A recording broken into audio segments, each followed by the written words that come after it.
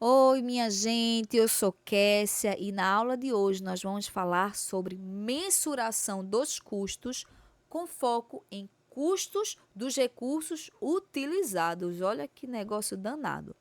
Olha, e para uma boa experiência de aula, eu sugiro que você acompanhe o vídeo ou então que você escute o áudio acompanhando com os slides concomitantemente, tá? Mas e aí? O que é essa mensuração dos custos? Olha, o que a gente tem que observar, o que a gente tem que chamar a atenção é que não é só a nota fiscal que vai entrar no valor do teu bem ou do teu material ou o que você estiver comprando. Por quê? Porque pode ser que além do valor do bem você precise pagar frete. Talvez você precise pagar instalação. E se você não pagar frete ou você não pagar a instalação, você não vai conseguir utilizar esse bem ou tê-lo disponível para você. Então, olha, esses itens entram sim no valor do teu bem, tá? Então, se você compra um bem por R$ 1.000, pagou R$ 200 de frete, mais R$ 50 de instalação, o valor do teu bem a ser registrado é 1.250, tá bom? Porque esse valor ele é base de custos. E lembre-se, não existe almoço grátis, como dizem os economistas. Então a gente não pode esquecer esses valores que vêm permeando, que vêm acompanhando o nosso bem até ele estar disponível.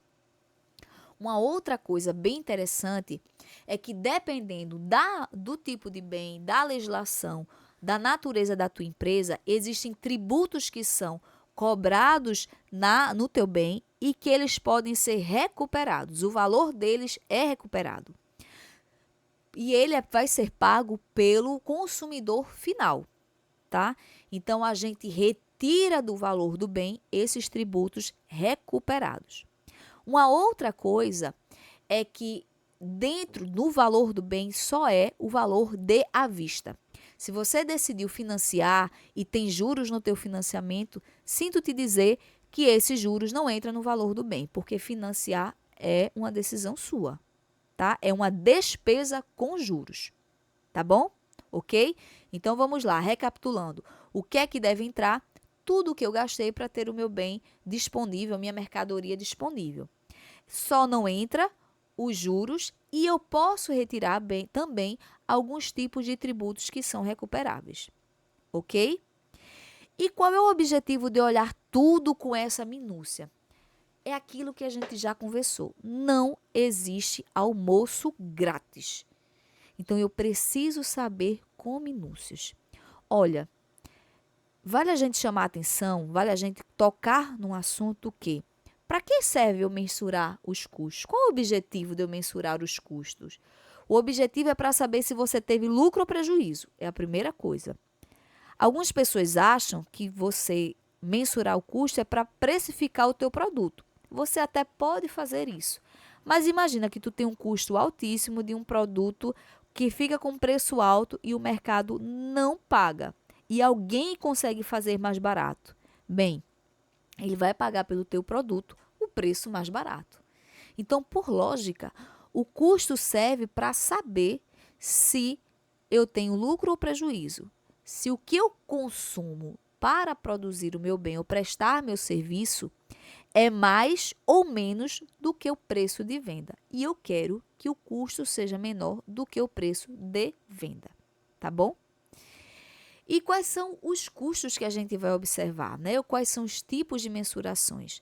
É o custo do material, que a gente já começou a falar um pouco, o custo de depreciação e o custo de mão de obra. Começando com o custo de material ou mensuração dos custos de materiais, nós seguimos uma linha geral de mensuração para qualquer recurso, tá? E aí, olhando essa tabelinha aqui, eu trago para vocês uma coluna onde a gente tem a recuperação de tributos e uma coluna sem a recuperação de tributos. Lembrando que a recuperação de tributos é quando esse tributo ele é pago pelo consumidor final. E aí nós temos uma legislação, temos várias legislações que observam quais são os produtos, quais são os tributos e os tipos de empresa, tá? Um contador tributarista com certeza vai gerenciar isso bem para a tua empresa, ok? E olha só, vamos supor que nós compramos um bem por 1.100, tá? De nota fiscal, lembrando que isso é valor de à vista, não entram juros. Aqui nós temos o IPI, ICMS, PIS e COFINS. Tudo isso aqui está embutido no preço do produto. Só que nessa primeira coluna, a empresa tem o direito de recuperar esse tributo.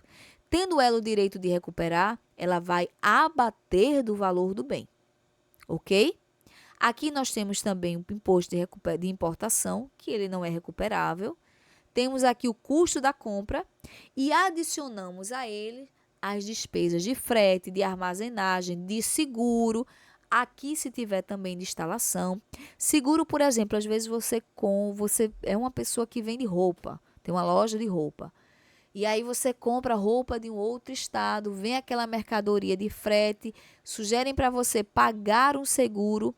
Se você não paga, repentinamente a tua mercadoria é roubada. Olha que problema, perdeu tudo, tá? Então, o seguro ele também entra na compra até você ter essa mercadoria em estoque. E aqui nós temos o custo do material. E percebam que o valor, a diferença de valor, é a recuperação de tributos, tá? Bem específico, né, gente?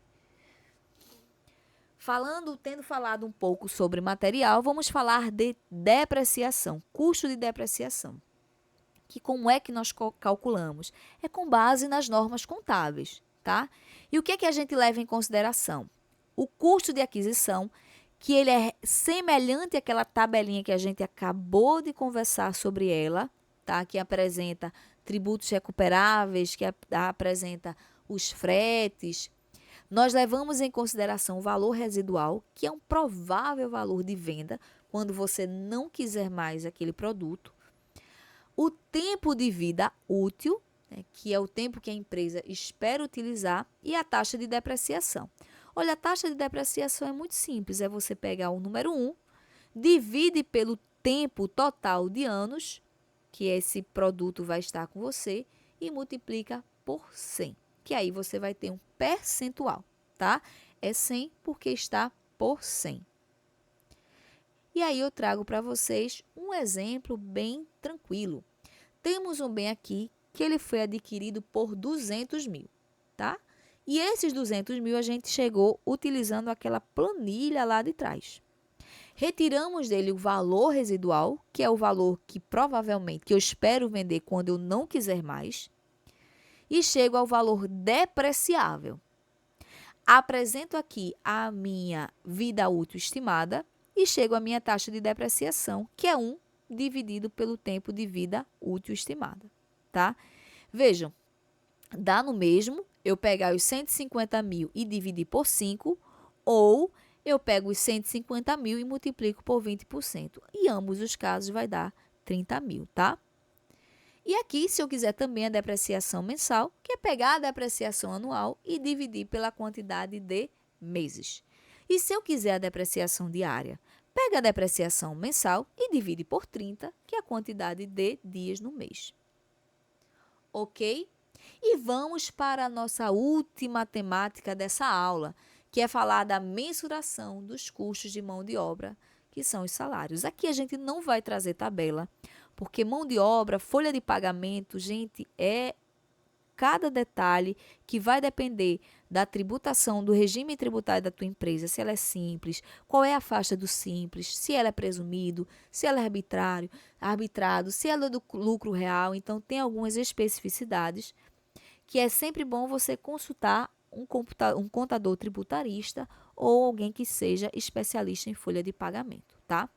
Mas aqui nós vamos trazer o que geralmente incide em uma folha de pagamento, em um salário, que são as verbas salariais, que é o salário em si, as horas extras, comissões. Adicionado a elas são os encargos salariais, que são as férias, o abono sobre férias, o 13º, a participação nos lucros, aviso prévio, FGTS sobre as verbas salariais e assim vai. Os encargos que a gente chama de espontâneos, que são alimentação, vale transporte, assistência médica, social, previdência privada, tá bom? São outros que a empresa adiciona e muitas vezes também é definido por lei. E os encargos sociais, que é o INSS sobre 13º e férias, vejam que dá uma separada aí, o seguro acidente de trabalho, o sistema S e assim vai, tá? Lembrando que cada tipo de empresa, conforme seu regime tributário e contrato de funcionário, vai ter a sua tributação específica, tá? A gente não traz a tabela, mas eu apresento aqui para vocês um exemplo de um link que vocês podem fazer a calculadora, calcular a folha de pagamento online. Bem simples, mas repito, sempre é bom a gente consultar uma pessoa que seja especialista em folha de pagamento. Bem, gente, eu fico por aqui. Esse vídeo já foi um pouquinho longo, mais do que a gente esperava, tá bom? Um beijo grande e a gente se encontra na próxima aula. Tchau, tchau!